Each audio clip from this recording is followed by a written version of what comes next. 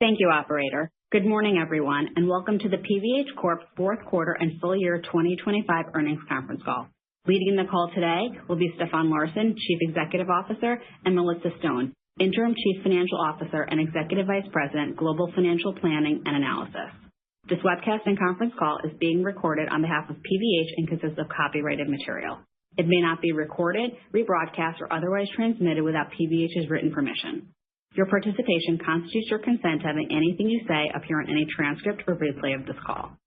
The information to be discussed includes forward-looking statements that reflect PVH's view as of March 31st, 2026 of future events and financial performance. These statements are subject to risks and uncertainties indicated in the company's SEC filings and the safe harbor statement included in the press release that is the subject of this call. These include PVH's right to change its strategies, objectives, expectations, and intentions, and the company's ability to realize anticipated benefits and savings from divestitures, restructurings, and similar plans, such as the actions undertaken to focus principally on its Calvin Klein and Tommy Hilfiger businesses, and its initiatives to drive more efficient and cost-effective ways of working across the organization. PVH does not undertake any obligation to update publicly any forward-looking statement, including, without limitation, any estimates regarding revenue or earnings.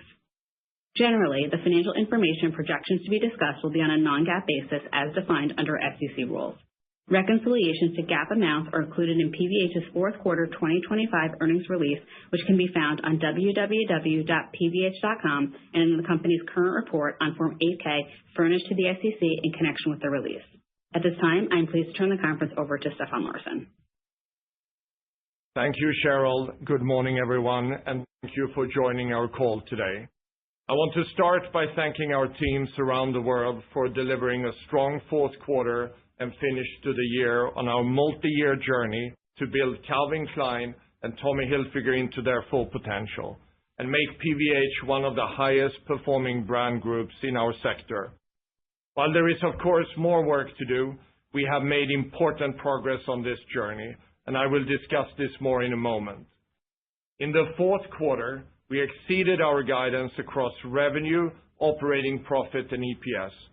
Total revenue for the company was up mid-single digits on a reported basis, above our guidance and flat in constant currency.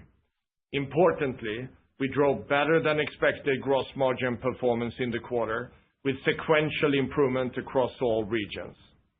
We continue to manage our operating expenses thoughtfully, while strategically increasing marketing spend behind our two iconic brands, and we drove a 10% non-GAAP operating margin, which would have been 11.7% without the gross tariff impact.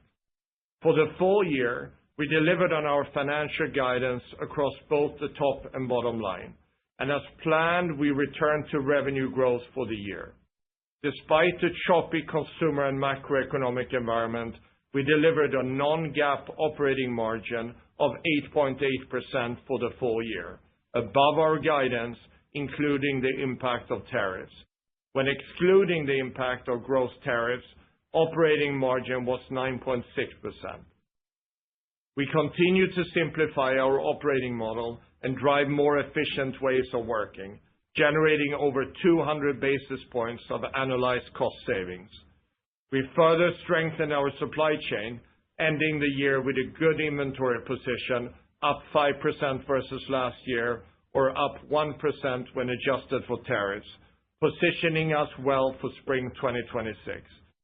Finally, we returned over $560 million of capital to shareholders through our share repurchases, representing 15% of our shares outstanding.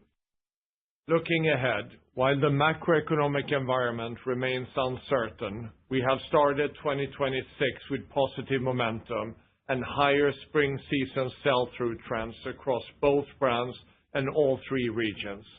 While wholesalers remain cautious and the consumer macro environment continues to be uneven, our fall 2026 order books for Europe are positive. As we speak, we're in the middle of some of the most important weeks of the quarter, with Easter this coming weekend, which falls 3 weeks earlier than last year. For Calvin Klein, we have strengthened our global product capabilities and have addressed the transitory operational challenges we faced in 2025. Our deliveries are now on time, and our going margins are back on plan. This year, we will strategically increase marketing spend and further invest in the shopping experience across digital, shop-in-shops, and store concepts. For fiscal 2026, we expect to grow total revenue slightly on a reported basis and be flat to up slightly in constant currency, with planned growth in direct-to-consumer across both brands and all three regions. We expect our non-GAAP operating margins to hold steady at 8.8% or 11% excluding the gross impact from tariffs. Additionally, we intend to continue to return capital to shareholders with a target of at least $300 million this year. Now, let me share a brief update on what drove our performance for the fourth quarter and full year 2025. Starting with Calvin Klein. In 2025, we continued to drive strong brand relevance for Calvin in both product and marketing. We sharpened our focus on our core categories, strategically infusing innovation and newness in the worlds of underwear and denim, supported by full funnel 360 marketing. We reinvented our biggest underwear franchises with the launch of the Icon Cotton Stretch, amplified with Bad Bunny and Rosalia, which grew 20% in men's and 13% in women's, driving our broader underwear business up low single digits versus last year. We also grew our fashion denim category, which represents over 50% of our denim business, with high single digits. In addition, Calvin returned to the runway, creating a strong halo for the brand, and during the year, we opened new Calvin Klein flagship stores in both Tokyo and New York City. In the fourth quarter, we leveraged key consumer moments and delivered strong engagement and results, generating higher full price sales versus last year and sequential improvements in gross margin. Turning to Tommy Hilfiger. Throughout the year, we took Tommy's iconic DNA of classic American cool and cut through in major cultural moments, from the Met Gala to F1 the movie.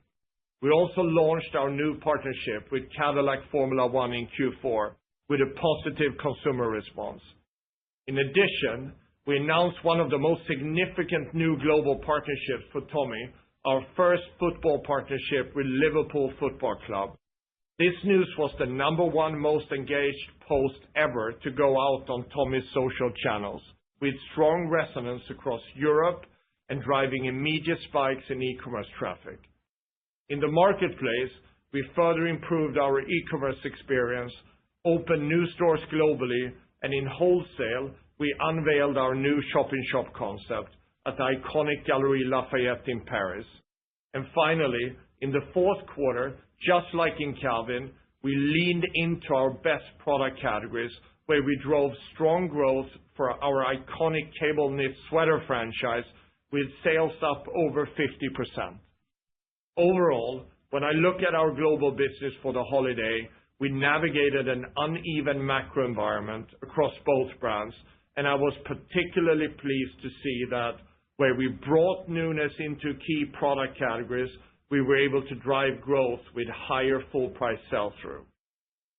Now, I will turn to our regional performance, starting with Europe.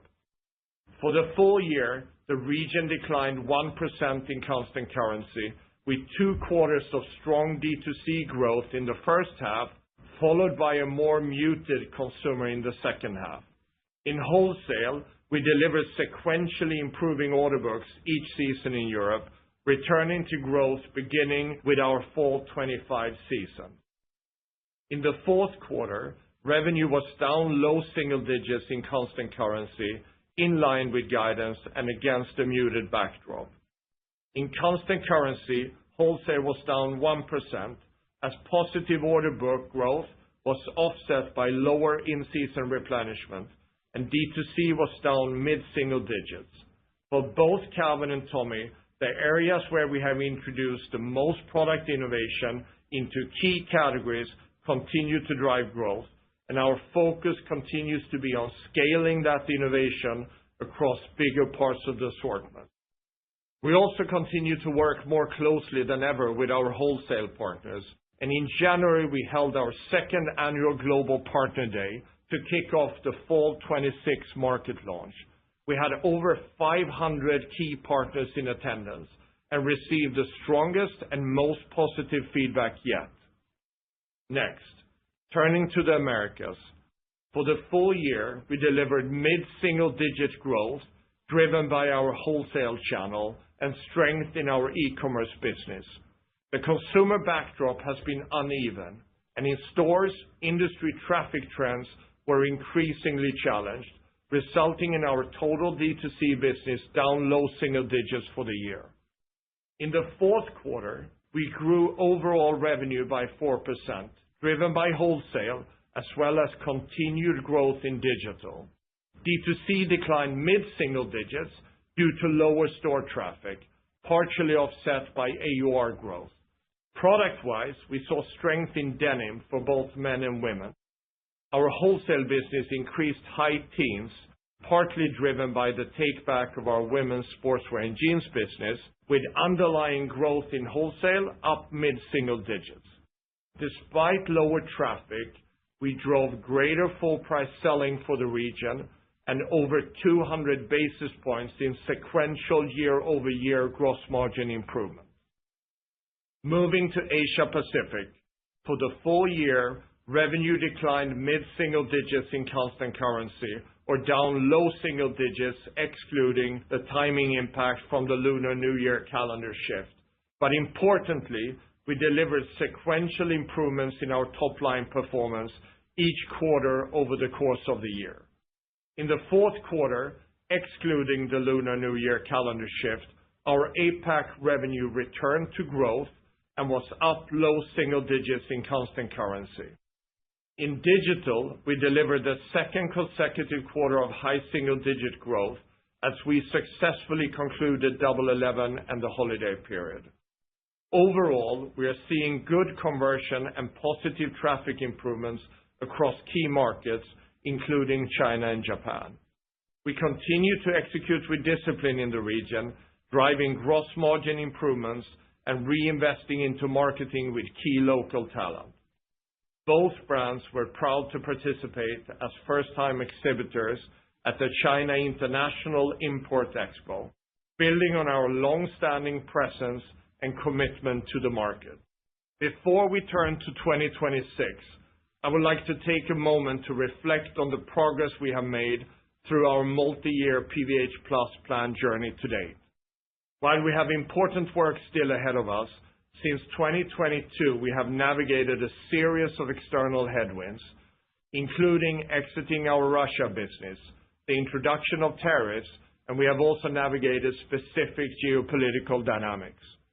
Throughout this period, we have remained steadfastly focused on executing our plan and delivering significant operational progress across all 5 critical areas of the PVH+ plan. Winning with our hero products and categories, driving strong consumer engagement, strengthening our distribution in the marketplace by deepening our partnerships with key wholesale partners and expanding our D2C business, building a global demand-driven operating model, and driving operational efficiencies to power our investments in growth and in marketing. Through this work, we have built a more systematic, repeatable approach, which is a powerful foundation as part of our continued journey to build Calvin Klein and Tommy Hilfiger into their full potential. As we said we would, we divested profit-dilutive non-core businesses, putting 100% of our attention behind our 2 globally iconic brands, Calvin and Tommy. And on an underlying basis, ex-divestitures, we have grown those brands at 2% CAGR in constant currency since 2021. At the same time, we have built a strong leadership team with experience to unlock our brand's full potential. Across our regions, we increased our Americas profitability to double digits ex-tariffs. We drove higher quality of sales through our initiative in Europe, and in APAC drove a 5% growth CAGR in constant currency over the period. And as our important work continues, one of the biggest accomplishments is how we have driven brand relevance with the consumers who matters the most going forward. Our most recent consumer research not only confirms that Calvin Klein and Tommy Hilfiger are two of the most recognized and loved brands globally, both brands also outperform with the Gen Z and younger millennial consumers. And within these, both brands are performing strongly with the highest value consumer segments, the status-oriented shoppers and style enthusiasts. This is important because these consumers shop more often, have higher order values, and are more loyal. This is a direct result of our multi-year work to ignite Calvin's and Tommy's brand DNA and make them even more relevant for today. A key part in our consumer engagement is the strength we have built on social, where Calvin has the most followers and the highest engagement of our competitive set, with 44 million followers across our 4 biggest platforms. Tommy has the third largest following in the industry with 31 million, and the same leading engagement levels as Calvin, approximately 4 times higher than most of our competitors. In addition, our consumer insights confirm clear product authority in some of the biggest and growing categories in the market. For Calvin, this means the right to play and win in underwear, denim, outerwear, and knits. And for Tommy, it means the right to play and win in outerwear, sweaters, shirts, and knits. The strength we have built with the consumer guides our path forward. We are increasingly targeting the best consumer segments for each brand as we expand our product strength across the top 5 categories. We put innovation and newness into creating the best product franchises, and we drive our consumer engagement with a full funnel 360 approach. To make this possible, we are leveraging the strong global product and marketing capabilities for both brands that we have worked to establish. We are also well underway to successfully transitioning the licensed women's sportswear business in the U.S. wholesale channel for both brands to ensure that our product creation across both men's and women's are brand right and positioned to drive sustainable, profitable growth. In the marketplace, we have both increased our focus on our key wholesale partners and have meaningfully strengthened our D2C execution, which now represents approximately half of our sales, up from 44% in 2021. We have done this while elevating the brand experience across digital and stores, delivering digital penetration that is nearly doubled pre-COVID levels. We have also made significant operational progress in our journey to become a more data and demand-driven company, improving inventory management and building new capabilities, including in AI. Our new collaboration with OpenAI, which we announced in January, will accelerate that progress. Importantly, we drove over 300 basis points of cost savings, including 200 basis points of annualized cost savings from our cost efficiency initiatives. Over the past few years, through the disciplined PVH+ execution, and despite the multiple external headwinds, we have built a strong foundation in both Calvin Klein and Tommy Hilfiger to be able to drive sustainable, profitable growth with increasing pricing power across our 3 regions. As I've said before, every season you will see us expand on this further. Now, as we look ahead, I want to share our actions for 2026 that will help us do just that. Let me start with Calvin Klein. We can't talk about Calvin Klein today without referencing Love Story, the TV show. The cultural resonance of Love Story reinforces the timeless power of the Calvin Klein brand and its authentic place in American fashion, with the premiere driving a surge in online interest in Calvin. We're capitalizing on the Love Story effect in multiple ways that are true to the brand, leveraging the 90s focus in our product assortment and marketing and supercharging it in e-commerce and stores. With a spring 90s edit on calvinklein.com that is driving above average social engagement and click-through rates. We're also styling key talent, including actress Sarah Pidgeon, who plays Carolyn Bessette Kennedy at the recent Vanity Fair Oscar party. And we hosted a New York Magazine pop-up collaboration at our new Soho store, achieving our highest daily sales and visitors to date. We're continuing to lead the 90s style conversations globally, a look that we help define by leaning into the styles driving the trend today across our platform. You will see this across our spring campaign featuring global ambassador John Cook, which pairs cultural influence with hero product storytelling to drive consumer demand. Here, strong social engagement is driving fantastic sell-throughs, with sales of campaign items up over 50% after launch, and the jacket John Cook wore reaching 60% sell-through in just 2 weeks. In March, we launched a new spring campaign featuring FC Barcelona and Brazilian national team soccer star Rafinha, debuting our most recent underwear innovations, Icon Active Mesh and Icon Cotton Stretch with a stitch-free Infinity Bond waistband. We drove social engagement up 62%, and sales of featured products were up 11% versus a similar campaign last year. Our most recent runway show at New York Fashion Week once again placed Calvin Klein at the center of the cultural conversation, supported by top global talent, including Jenny, Dakota Johnson, Brooke Shields, and Lily Collins.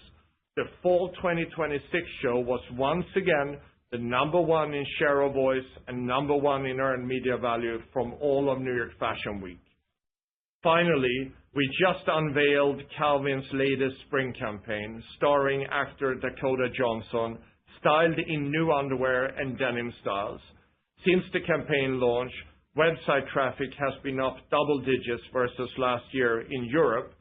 Sell-through has also been strong. Sales in key featured items shot up 4 times versus the time prior.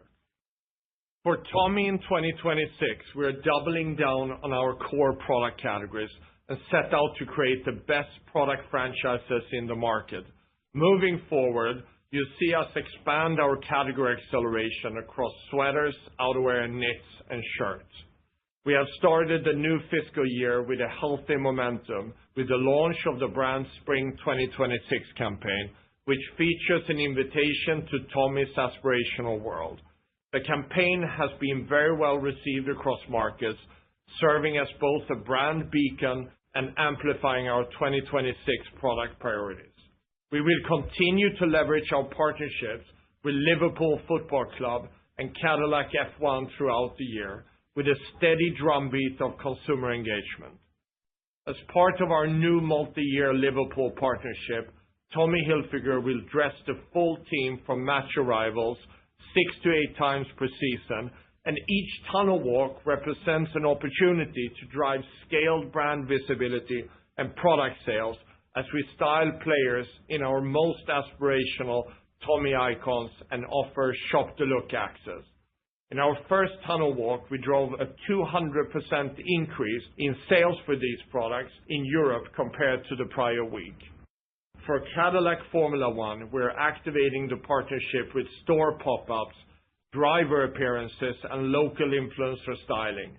Following the first 2 races of the season in Melbourne and Shanghai, where we activated with Valtteri Bottas and Chinese driver Zhou Guanyu, together with local Tommy ambassadors, our China Tommy D2C sales were up double digits in March versus last year. Our expanded partnership with Sergio Checo Perez also continues to drive a consistent uplift in traffic.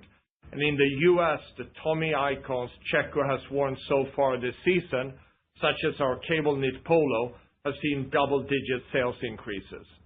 Overall, our exclusive Tommy partnerships are driving scaled global engagement with our consumers, generating over 700 million impressions and an increase of over 300% in media value versus prior campaigns. And earlier this week, Tommy announced Travis Kelce, American football icon, 3-time Super Bowl champion as a global brand ambassador and creative collaborator. One of sports' biggest stars on and off the field, Kelsey will bring his unique perspective to Tommy Hilfiger as part of a series of campaigns kicking off in fall 2026. Looking ahead for our regions, we have started fiscal 2026 with momentum, which has continued through quarter to date, where we see spring product season do better than last year same time. In Europe, following a tough second half last year, this year we are expecting a gradual improvement in top-line trajectory as we progress through the year. You will see our investments in marketing and the consumer experience start to cut through in the marketplace. In wholesale, we closed our fall 2026 order book up low single digit, marking the third consecutive season of growth. When taken all together, we expect our overall revenue for the region to be up slightly in 2026 compared to 2025. In the Americas, we continue to work towards unlocking our full potential and expect to grow across all channels by elevating the brand experience, including targeted remodels, strengthening the marketplace distribution, and driving pricing power. Overall, we expect modest growth for D2C 2026, and we expect continued growth in e-commerce as we continue to further strengthen our digital position. And in wholesale, we expect to see growth driven by the transition of previously licensed Tommy Hilfiger women's sportswear in-house. In Asia Pacific, we're off to a great start with Lunar New Year, where we launched a dedicated capsule featuring brand ambassador and global K-pop superstar Jisoo, exceeding expectations. We expect to continue to drive growth in the region in 2026, up low single digits in constant currency, powered by D2C. The region will continue to be a growth engine for us long term, and we expect to return to growth for the full year. Turning to our licensing business, we continue to build out our already strong licensing business, where our licensing partners help bring our vision to life across multiple lifestyle categories, from watches and fragrances to eyewear, and are critically important to how we drive sustainable, profitable growth. In conclusion, our focus is clear: to unlock the full potential of Calvin Klein and Tommy Hilfiger by building on the strong foundation we created and drive next-level execution of our PVH+ plan. While we're seeing early momentum in 2026, we remain conscious of the current macroeconomic environment, and we are laser-focused on building out further strength in the consumer offerings in both of our brands. And with that, I'll turn the call over to Melissa. Thanks, Stefan. Good morning. My comments are based on non-GAAP results and are reconciled in our press release. As Stefan discussed, our fourth quarter and full year results delivered or exceeded expectations across key financial metrics. In the fourth quarter, we generated 6% reported revenue growth, flat in constant currency, drove sequential improvement in our year-over-year gross margin percent, and continued our focus on strong SG&A discipline. We drove significant sequential improvement in our operating margin, reaching 10% for the quarter despite a negative 170 basis point gross tariff impact and ahead of plan. EPS was 17% higher than the prior year. For the full year, we delivered 3% reported revenue growth, up slightly in constant currency, both in line with our guidance, with 8.8% operating margin for the year despite a negative 80 basis point gross tariff impact and EPS of $11.40. Throughout the year, we drove quarterly sequential improvements in our gross margin comparisons, as we set out to do, and exited the year with over 200 basis points of annualized cost savings from our Growth Driver 5 cost savings actions. We ended the year with healthy inventory levels, up 5% compared to last year and 1% excluding the impact of tariffs, well positioned heading into 2026. We delivered strong free cash flow for the year of over $500 million and returned over $560 million to shareholders through the repurchase of nearly 8 million shares of common stock through our accelerated repurchase program and open market purchases. Looking ahead to 2026, we are planning full-year reported revenue up slightly compared to 2025 and flat to up slightly in constant currency. We project operating margin to be approximately 8.8% in line with 2025, even with a negative 215 basis point gross tariff impact as we drive underlying gross margin strength and tariff mitigation actions while investing in our brands through full funnel marketing. I will now discuss our 2025 results in more detail and then move to our 2026 outlook. Reported revenue for the fourth quarter was up 6% and flat in constant currency, exceeding our guidance. From a regional perspective, EMEA was up 8% reported and down 3% in constant currency. Direct-to-consumer trends from Q3 generally continued in Q4, down mid-single digits in constant currency, with wholesale down 1%. Revenue in Americas was up 4%, driven by high teens growth in wholesale, reflecting a mid-single-digit increase in the base business, the impact of bringing Calvin Klein women's sportswear and jeans wholesale in-house, and initial shipping related to the Tommy Hilfiger women's sportswear and performance wholesale transition in-house. D2C revenue in Americas was down mid-single digits in total and in stores, partially offset by continued growth in our e-commerce business. In Asia Pacific, revenue was flat as reported and down 2% in constant currency, which included an approximately 4% headwind from the timing of Lunar New Year compared to the fourth quarter last year. Excluding the Lunar New Year impact, Asia Pacific returned to growth in the fourth quarter. D2C revenue was down low single digits in constant currency, but up excluding the Lunar New Year timing effect, with continued growth in our e-commerce business driven by strong Double 11 performance in China. Wholesale revenue was down mid-single digits in constant currency as our wholesale partners in the region continued to take a cautious approach. In our licensing business, revenue was up 10%, primarily due to the impact of non-recurring contractual royalties in the quarter. Turning to our global brands, Tommy Hilfiger revenues were up 7% as reported and up 1% in constant currency. Calvin Klein revenues were up 3% as reported and down 1% in constant currency.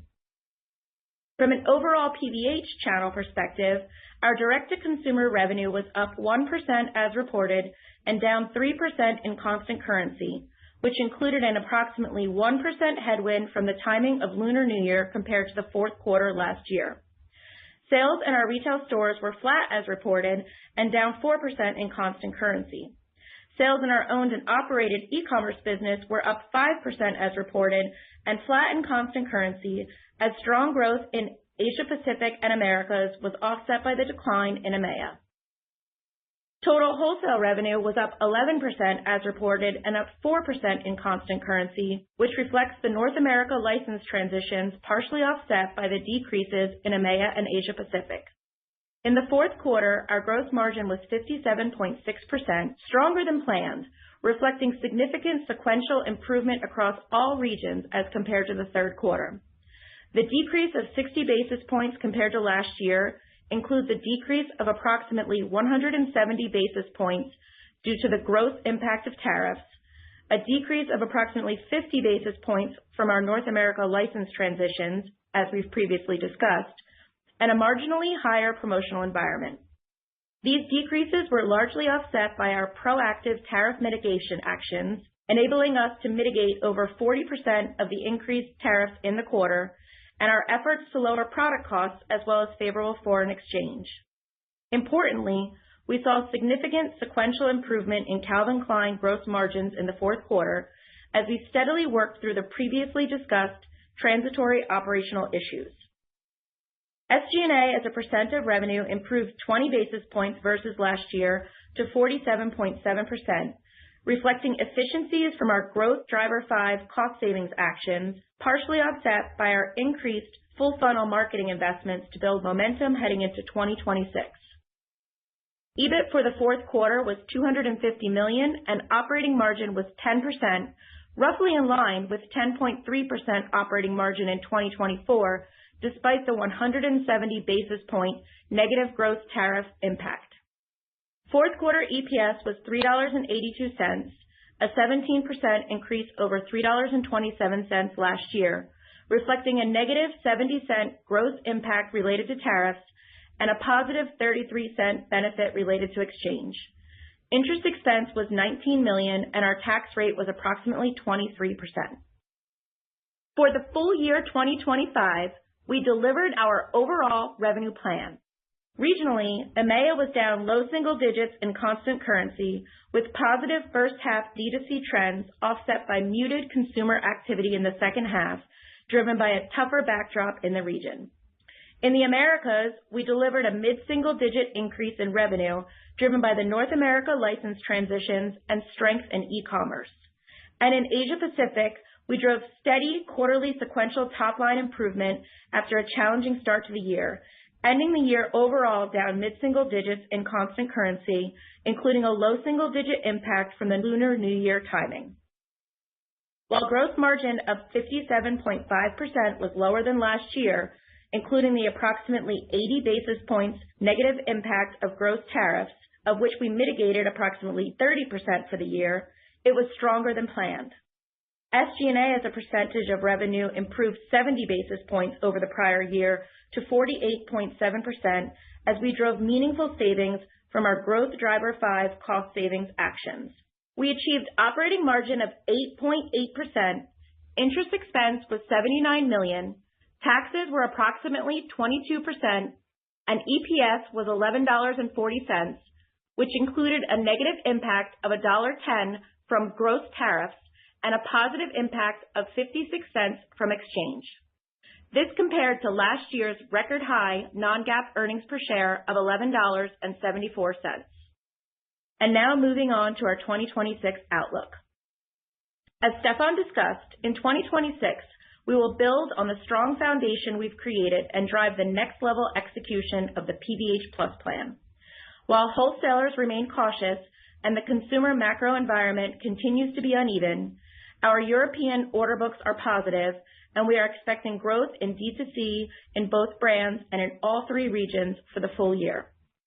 At the same time, we expect to absorb the full impact of U.S. tariffs in 2026.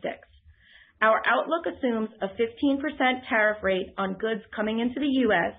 starting from February 24th of this year, with inventory receipts prior to that at tariff rates previously in place. Our guidance does not assume any tariff refunds. We expect an approximately $195 million gross tariff cost in EBIT, or approximately $3.30 per share based on these assumptions. We continue to take tariff mitigation actions with the benefit of our actions planned to increase quarter by quarter throughout 2026 as we work to fully mitigate tariffs over time. It's important to highlight that significant uncertainty remains around the conflict in the Middle East, as well as evolving global trade policies, the broader macroeconomic environment, and consumer spending behavior. Our business in the Middle East, excluding Turkey, is about 1% of our total revenue and solely a wholesale business, so the profit impact is disproportionate at approximately 7%. Our guidance is based on current macro and geopolitical conditions and excludes any potential impacts from a prolonged, expanded, or more intense conflict in the Middle East. For the full year, our overall reported revenue is projected to be up slightly versus 2025 and flat to up slightly in constant currency. We expect full year operating margin will be approximately 8.8%, in line with 2025, and up excluding the impact of tariffs in each year as we drive operational gross margin improvements and annualize our Growth Driver 5 cost savings, some of which we will reinvest in the business, particularly in marketing. We are projecting earnings per share in a range of $11.80 to $12.10, compared to $11.40 in 2025. Regionally, in EMEA, where we saw lower traffic and weaker consumer sentiment in the market in the back half of 2025, for 2026, we are planning for a gradual top-line improvement as we progress through the year. We expect the first half to continue to be tougher within this backdrop, with second half improvement as our investments in marketing and in elevating the consumer experience drive even greater strength in the region. In wholesale, as Stefan mentioned, we closed our fall 2026 order books up low single digits. At the same time, the overall macro environment remains choppy and we are planning our revenues prudently. We expect our overall revenue for EMEA will be up slightly in constant currency compared to 2025. In the Americas, we are planning revenue up low single digits compared to 2025, with growth in wholesale driven by the Tommy Hilfiger women's sportswear and performance wholesale transition. And in D2C, despite the choppy consumer backdrop and lower traffic trends in stores in 2025, we entered 2026 with momentum, which has continued in the first quarter to date. We also expect continued growth in e-commerce as we continue to further strengthen our digital position. Overall, we are planning modest growth in D2C for 2026. Next, in Asia Pacific, we are planning 2026 revenue up low single digits in constant currency, led by growth in D2C, partially offset by a decrease in wholesale as we expect our partners in the region to continue to take a cautious approach. Our licensing business is expected to be down low teens, reflecting the North America license transitions. Excluding the impact of these transitions, we expect low single digits growth in the balance of the licensing business. Overall, the impact of the licensing transitions, net of the increase in wholesale, is expected to result in a less than 1% net increase in our total revenue. We expect gross margins to be up slightly compared to 2025, as we plan to more than offset an approximately 215 basis point impact of gross tariffs in 2026, which compares to approximately 80 basis points in 2025, and an approximately 50 basis point impact from the North America license transitions, with gross margin improvements driven by our tariff mitigation actions, favorable product costs, including foreign exchange, and other business improvements.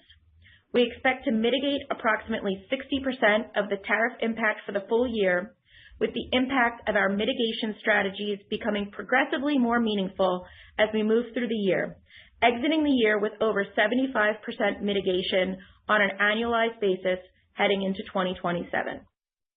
We expect SG&A as a percentage of revenue to be up slightly as we reinvest savings from our Growth Driver 5 cost savings actions back into the business, including an over 50 basis point increase in marketing as a percentage of sales compared to 2025. We expect our full year operating margin will be approximately 8.8%, including the 215 basis point gross headwind from tariffs, and in line with 2025. Interest expense is projected to be approximately flat compared to $79 million in 2025. Our tax rate is estimated at a range of 22 to 23%, and EPS is projected to be a range of $11.80 to $12.10. Looking at the balance sheet, we are projecting capital spending of approximately $250 million as we invest globally to refresh our stores and our shop-in-shops in our wholesale partner stores and continue to strengthen our digital position. And we are planning at least $300 million of share repurchases in 2026. Now turning to the first quarter. We are projecting first quarter reported revenue to increase slightly versus 2025 and decrease low single digits in constant currency, with growth in D2C offset by lower wholesale. Importantly, as Stefan mentioned, we have started 2026 with positive momentum and higher spring season sell-through trends across both brands and all three regions.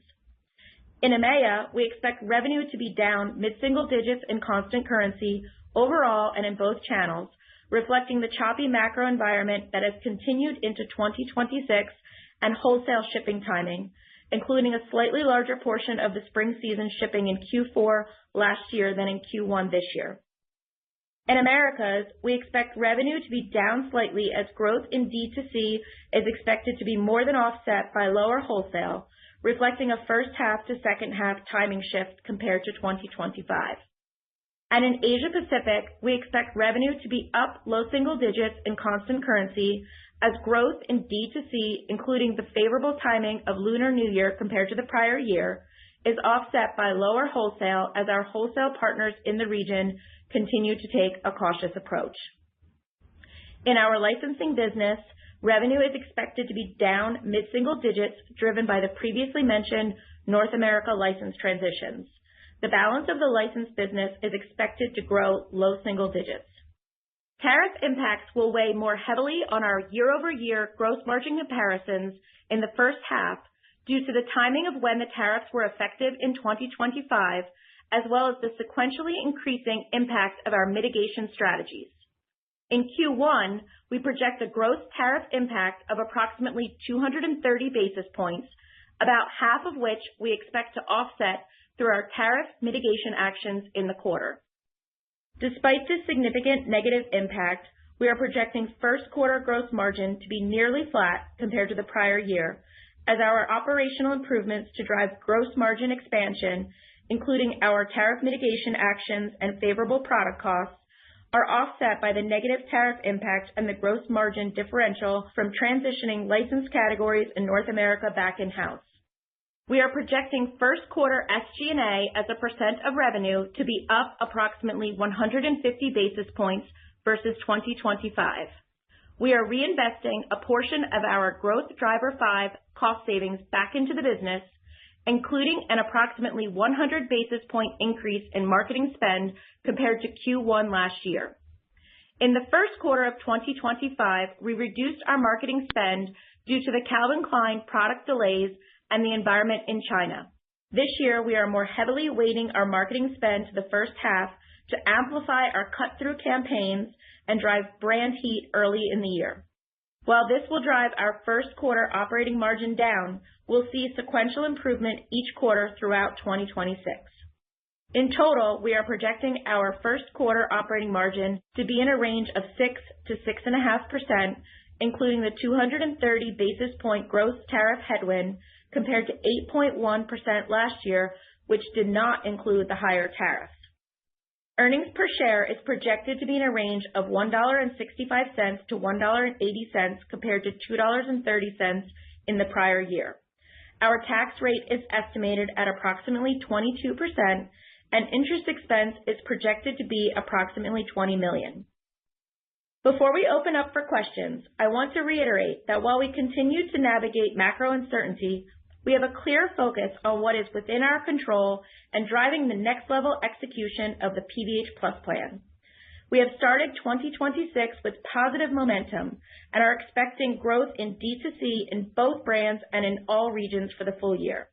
We are continuing to invest in our brands and our business throughout the year and expect to drive gross margin up despite the impact of tariffs, with operating margin for 2026 at approximately 8.8%, in line with 2025 and reflecting underlying strengths. And with that, operator, we would like to open it up to questions. Thank you. If you would like to ask a question, please press star 1 on your keypad. To leave the queue at any time, press star 2. Once again, that is star and 1 to ask a question. We'll take our first question from Bob Drbul with BTIG. Please go ahead. Your line is open. Hi. Good morning. Stefan, I was just wondering, can you talk about how you leverage the information about your consumer and the brand health across the PVH plan throughout the business?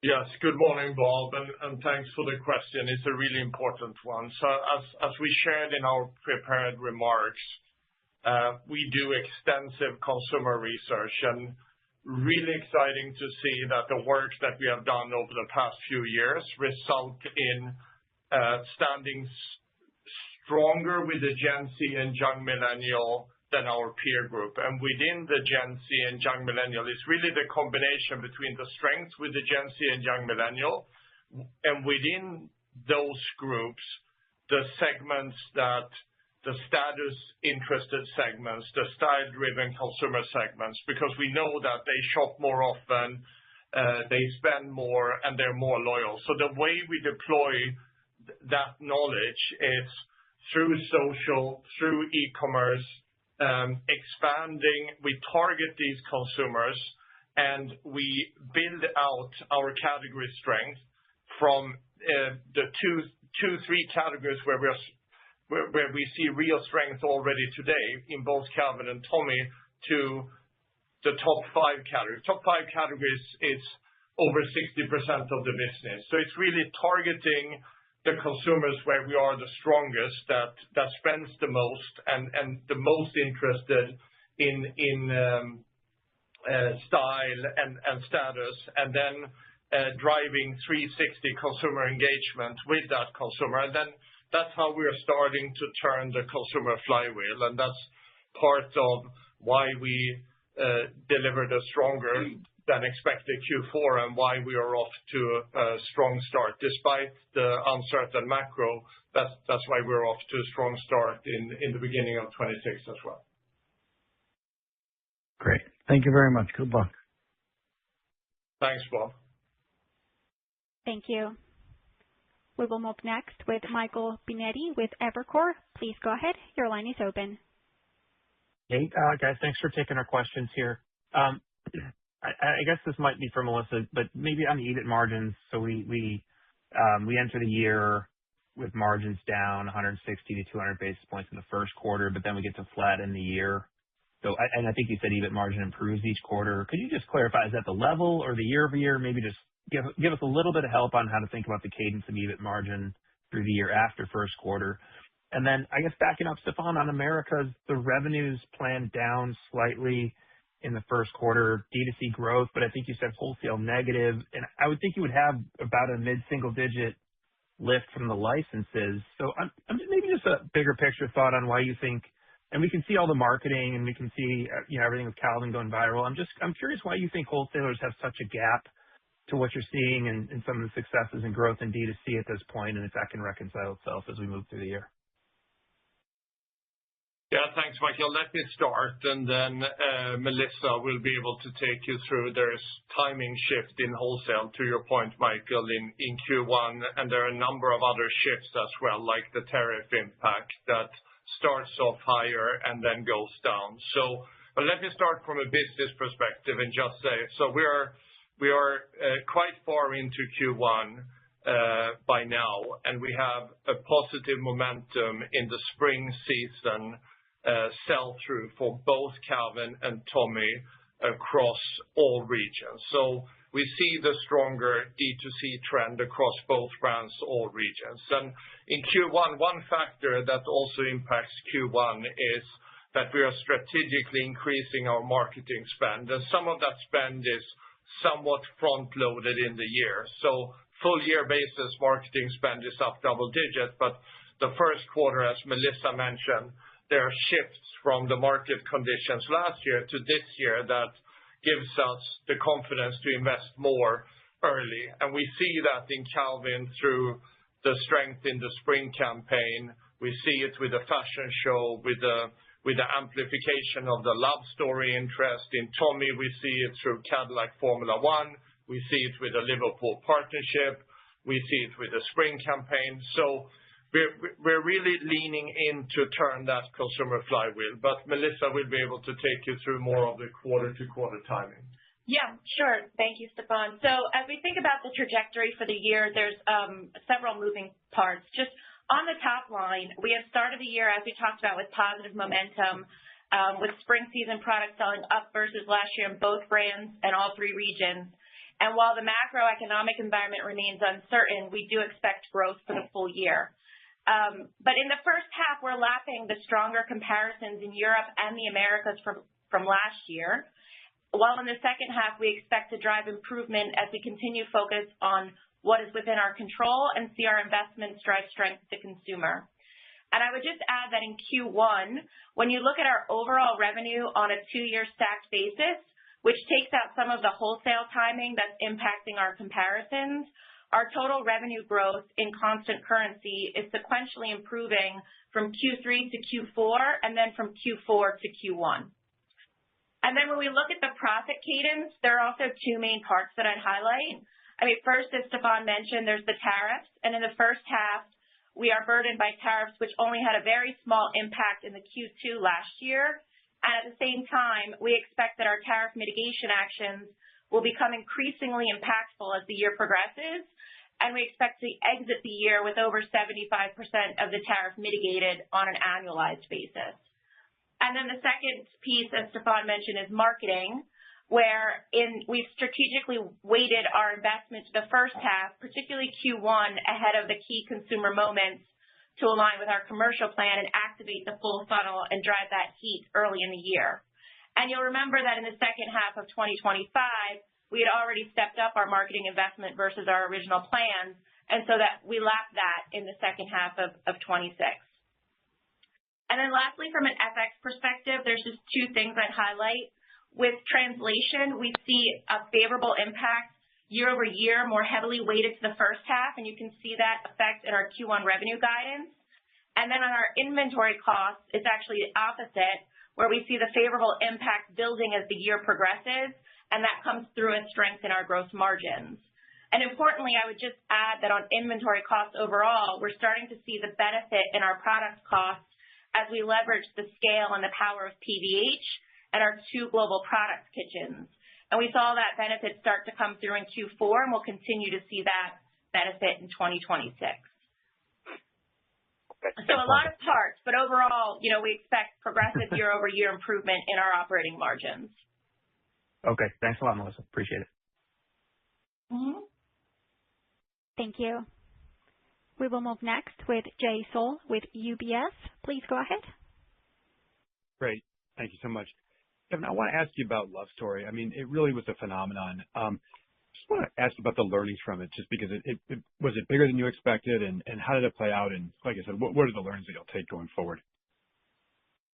Yeah, thanks, Jay. It's almost impossible to have a conversation about Calvin right now without Love Story. So it's also a really, really great question. So could we anticipate it? I don't believe anyone could have anticipated the magnitude of the hit it has become globally and across generations. So if you look, we just got the data yesterday that over 40 million people have watched Love Stories, Hulu's most streamed show ever. So what's the learning for us, and what's the effect? When the show launched, we could see the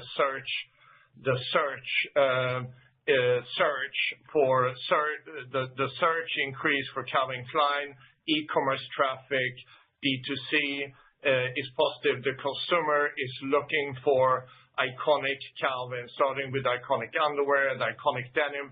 The most sold denim style right now is the 90s fit. So some of the key learnings here is you can't plan for these things, but what I'm really excited about and is what the team has done over the past 3-4 years is we have gone back to the DNA of what made Calvin collide with culture back in the 90s when that happened, and really taken 100% of that iconic DNA and then working hard to make it 100% current. So when something like Love Story hits, it's just a really nice sync up with where we are with the brand. So it also shows the power of the brand. So we're talking about, since we started the PVH Plus journey, that there is something special in Calvin and Tommy because they are one of a handful of brands that have collided with culture and become globally iconic.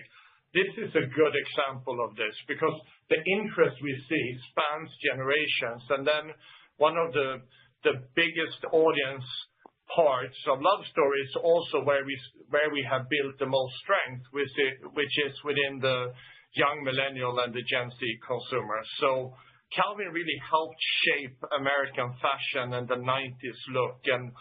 And yeah, just we see it in the demand, we see it in the interest for the brands, but this is something that has been built over the last 3-4 years, and we just appreciate it. And for those of you who haven't watched Love Story, please do.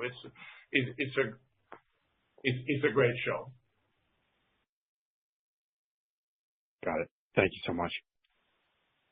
Thanks, Jay. Thank you. We will move next with Brooke Roach with Goldman Sachs. Please go ahead. Good morning, and thank you for taking our question. Stefan, I was wondering if I could get your latest thoughts on the path to deliver sequentially and sustainably stronger sales momentum in your Europe business. Beyond the easier compares, what are the most important drivers of that sequential improvement that's planned throughout the year? And what is a more appropriate medium-term algorithm for European growth on a go-forward basis? Thank you. Yeah, thanks, Brooke. As we mentioned, there are two big factors here. One is that the spring product season in both Calvin and Tommy in Europe is up versus last year. We're still relatively early in the spring, so we are 1 week away from Easter. Last year it was 3 weeks later, but we have a very good read on early spring product up versus last year. And that is both in D2C and wholesale. And then the forward-looking wholesale order books for fall is up low single digits. So you will see that you will see it's the combination of keep building the D2C momentum powered by our increase, because also in Europe we're stepping up the marketing investments and we see the effect of that, and we will see the effect of that gradually improve over the year. So you will see our market presence for Calvin and Tommy step by step through the year improve, and then we build on the positive start to spring, and then we have the belief from our partners in the forward-looking order books. Great. Thanks so much. Thank you. We will move next with Dana Telsey with Telsey Group. Please go ahead. Hi, good morning, everyone. As you think about the uptick in the marketing spend as we go through the year, the first quarter having the most pronounced impact, how do you think of Tommy and Calvin, what we should be watching for newness moving through? And the addition of Travis Kelce to the platform, are there other new celebrities or sports icons that we should be watching for also? And Stefan, how do you think this as sales drivers for the brand? Thank you. Yeah, thanks, Dana. So let me start with Tommy this time. So I'm really excited.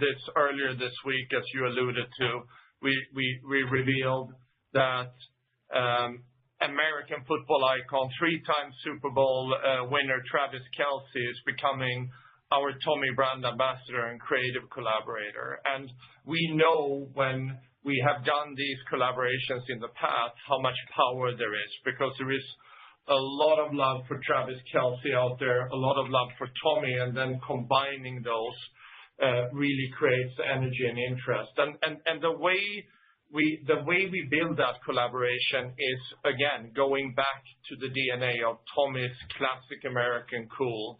And then, as I mentioned, for Tommy, we're building out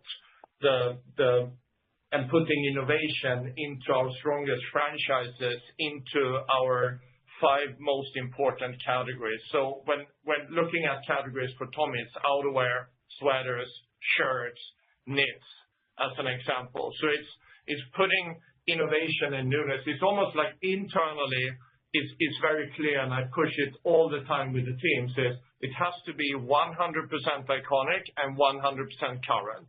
So that's what we're going to do through the collaboration with Travis.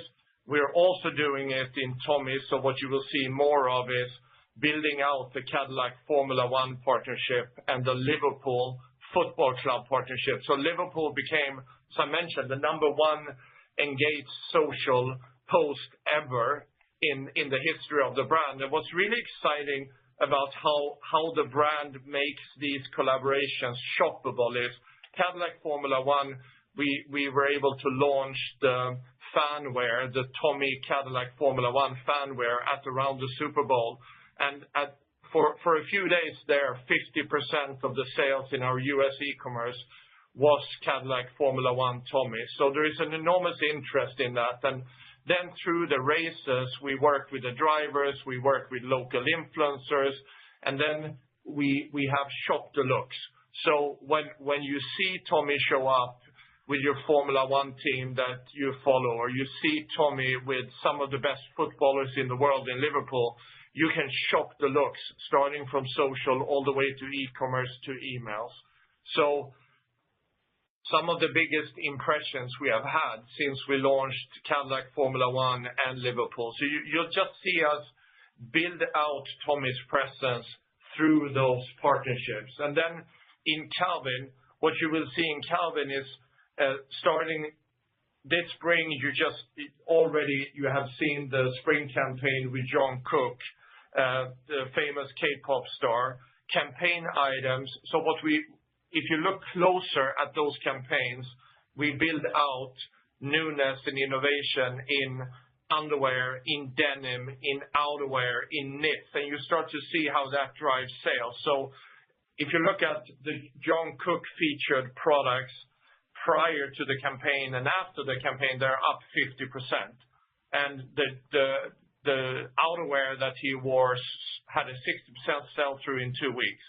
Dakota Johnson, same thing. What she wore in innovation in underwear was shock the look and became one of the highest selling underwear styles that we have. So when we introduce innovation and newness into our icons, whether it's underwear or denim, etc., that's how we drive this 360 engagement. So you will just see a consistent drumbeat of that towards that consumer target, the Gen Z, the young millennial, and the status shopper and the style enthusiast. So that's over time, you'll just see us build that out. Thank you. We have time for one more question. I look at Cheryl now. I get the signal. One more question. Thank you. We will take our last question from Tom Nikic with Needham. Please go ahead. Your line is open. Hey, thanks very much for squeezing me in here. Just wanted to ask about the expectations for direct-to-consumer growth this year, and I'm wondering how much of that is driven by pricing in order to mitigate tariffs, and how much is driven by expectations for improvement in traffic or unit volume. Thanks. Yeah, thanks, Tom. So let me start and then hand over to Melissa. But overall, we are pleased to see in North America how we are able to take pricing by offering the consumer great value. So you see that in D2C, you see that across channels, really, but your question was about D2C. So you see the pricing power and the tariff mitigation that coming out of this year, we will have mitigated 75% of the tariffs. And then across the board, we make sure that we drive pricing power in multiple ways. But it starts by being really focused on these 4 or 5 categories that we accelerate, and then putting innovation in the franchises, and then cutting the long tail of product. There is a lot of pricing power and margin gain over time that we will tap into more and more. And then when we drive the consumer engagement on top of that product strategy and then make it come to life all the way through, that's when we see we're able to drive pricing power. So it's very much connected to where we strengthen the consumer offering. So in Calvin Klein underwear denim, we're able to drive pricing power because we offer something that's more valuable to the consumer. Yeah, and I would just add to that, Tom, that from a D2C perspective, we're planning our overall D2C business up low single digits in 2026, and that includes growth in both brands and across all regions for the full year, not just in our North America business where we're faced with tariffs. Great. Thanks very much, and best of luck this year. All right. Thank you very much, Tom, and thanks everyone for joining our call today. Looking forward to reconnecting after Q1, and we are heads down ready for the big Easter period here. So we're going to get back to business and looking forward to speaking with you in a quarter. Thank you. Thank you. This brings us to the end of today's meeting. We appreciate your time and participation. You may now disconnect.